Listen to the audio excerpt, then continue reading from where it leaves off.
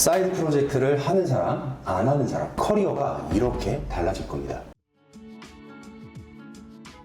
안녕하세요, 세병원입니다. 오늘은 제 경험담을 좀 들려드리려고 해요. 제가 아는 지인 2명이 있어요. 한 명은 퇴근하고 친구들이랑 만나고 술 약속도 잡고 쇼핑도 자주 하고 OTT를 보면서 편하게 시간을 보냅니다. 또 다른 한 명은 퇴근하고 노트북을 꼭 열죠. 그래서 블로그 글을 쓰기 시작합니다. 또는 유튜브 영상을 만들어 보기도 해요. 몇 년이 지났을 때 두 사람의 커리어는 완전히 달라졌습니다. 맞습니다. 후자가 저였고요. 전자는 지금 이 영상을 보고 계시는 대부분의 직장인분들을 의미를 한다라고 보시면 될 것 같아요. 저도 예전에는 그냥 진짜 평범한 직장인이었거든요. 근데 월급이 매달 적어도 따박따박 들어오고 퇴근하면 피곤하니까 누워서 유튜브도 보고 편하게 지냈습니다. 근데 그거 하나는 확실했죠. 그냥 의미 없이 SNS 스크롤을 쭉 해나가던 그런 일상. 그게 굉장히 좀 편하긴 했는데 이 어느 순간 마음 한쪽에서 불안한 기운들이 스멀스멀 올라오더라고요. 당연히 나이를 한 살 한 살 먹어갈수록 그 불안감이 좀 더 깊어지기도 했고요. 그리고 제 인생을 바꾼 그날이 왔죠. 당시에 제 월급은 200만 원 초반밖에 안 됐었습니다. 30대 중반이었고 200만 원 초반. 되게 우연히 봤어요. 저보다 10년 먼저 입사했던 선배가 있는데 그 선배의 월급 명세서를 스치듯이 진짜 좀 봤다. 제 기억에 260에서 80 그 사이였던 걸 봤어요. 순간 머리가 그냥 띵 하더라고요. 10년 먼저 입사를 했고 그분은 회사에서 굉장히 중요한 역할을 맡고 있었어요. 제가 있던 곳이 고객센터 기획팀이었는데 그 고객센터의 수많은 콜, 통계를 내고 다 관리를 하는 정말 중요한 중책이었거든요. 근데 월급이 그랬다. 그래서 나도 진짜 저렇게 열심히 해서 저런 중요한 직책을 맡게 되면, 그래서 10년이 지나면 40대 중반에 지금 나이거든요. 40대 중반이 돼버리면 그때 내가 받을 수 있는 월급이 300만 원? 그러니까 현타가 좀 시게 왔던 그 날이었고요. 그래서 그날 밤에 제가 침대에 누워서 이렇게 생각을 했었거든요. 지금 이 상태로 살아도 되는가? 진짜 자신한테 많이 물어보고 고민도 많이 했습니다. 마음속에서 처음으로 사이드 프로젝트라는 그 단어가 스멀스멀 피어올랐습니다. 근데 첫 시도는 망한 투자였다, 이렇게 정리해 볼 수 있을 것 같은데, 그 당시에 제가 처음 접했던 게 헬로우 드림이라는 그 블로그 플랫폼이었어요. 다단계 플랫폼이거든요. 사람을 끌어오면 그 자체가 돈이고, 그래서 여러 사람을 끌어와서 이렇게 낚시를 해야 되는 사기에 가까운. 근데 그게 아직도 있어요. 이름을 좀 바꿔서 활동하는 분들이 굉장히 많고 돈을 쉽게 벌 수 있다는 말에 혹했고, 진짜 당시에 없는 돈 막 다 끌어다가 무려 100만 원을 투자를 했다. 결과는 보기 좋게 날려먹었죠. 그냥 완전 사기였어요. 그 돈이 지금 와서 생각해보면 저는 아깝지가 않아요. 그때 처음 제가 그걸 계기로 블로그라는 이 플랫폼을 제가 좀 진지하게 들여다볼 수 있는 계기를 마련을 해줬었어요. 그 당시에는 SNS 플랫폼이 거의 없던 시대에서 사이드 프로젝트를 뭘 할 수 있을까? 그냥 내 몸을 밖에 나가서 혹사시키는 그런 노동력들, 그런 거밖에 생각할 수가 없었단 말이죠.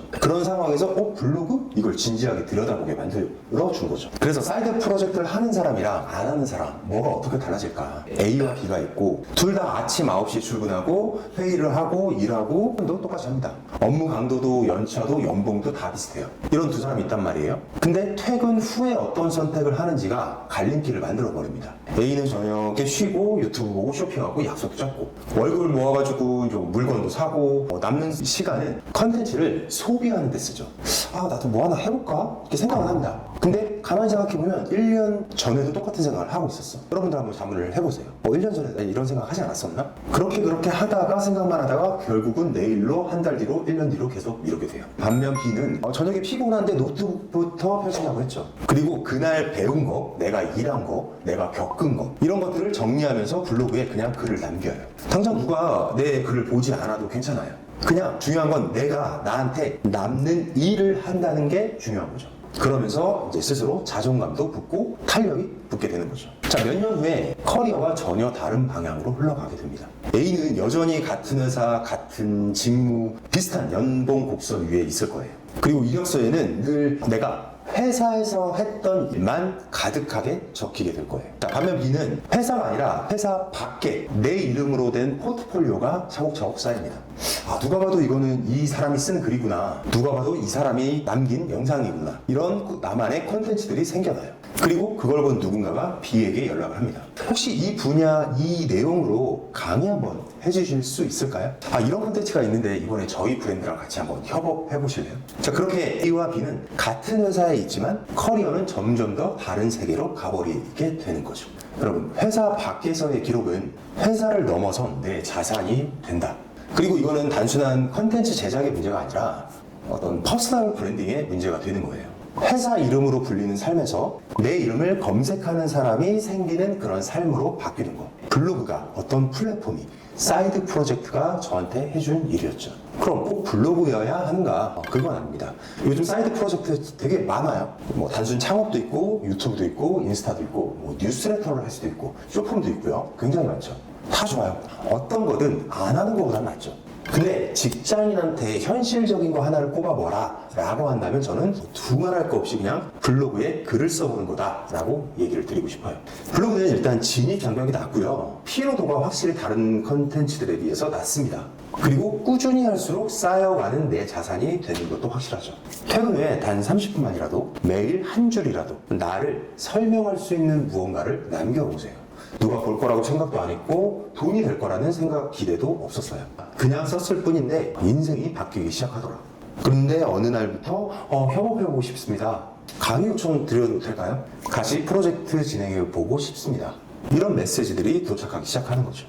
이 글들이 내가 쌓아온 이 사이드 프로젝트가 나라는 사람을 설명을 하고 있구나. 어디서? 회사 밖에서. 여러분, 사이드 프로젝트가 어려운 거는 시간이 부족해서가 아니잖아요. 시작이 어렵기 때문이겠죠. 시작이 꼭 원대하고 커야만 한다는 그런 고정관념 때문이기도 할 겁니다. 하지만 여러분, 시작은 작아도 괜찮아요.